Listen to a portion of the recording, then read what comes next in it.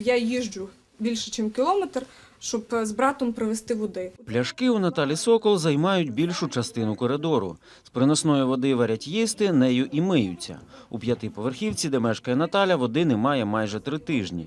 Її доводиться бутлями носити з роботи або просити у сусідів дозволу набрати з криниці.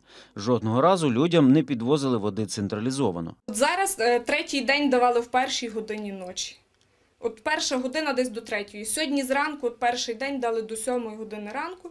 Так води в нас не буває. Криниця Віктора Кульчицького рятує від спраги мешканців кількох вулиць. Чоловік каже, бувають дні, коли і в колодязі води не залишається, але воріт у двір не зачиняє. Фірточка відкрита круглодобово. Люди приходять, забирають з Трускавецька, Ковалів, приходять люди, набирають воду, всі ходять.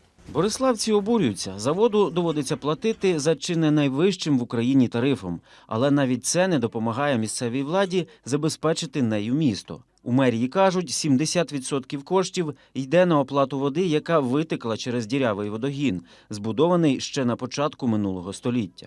Вода у нас коштує 10 гривень, найдорожча. П'ємо ми в Боржомі, тому що в Трускавці, в Стебнику вода набагато дешевша. І в них цілодобово, а у нас води взагалі нема. У мерії визнають, це напряму залежить від погоди. Коли на вулиці мороз, замерзають водозабори та ламаються насоси.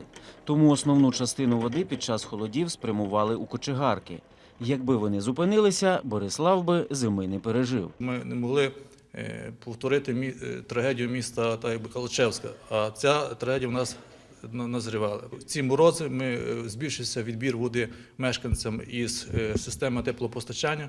Втрати були досить такі серйозні. Люди брали воду з теплопостачання і ми мусили підтримувати. Тому якщо ми в ті морози зупинили котельну, значить відновити було б і вже дуже складно.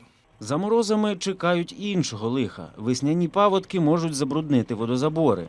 Тоді місто може знову лишитися без води, кажуть у мерії.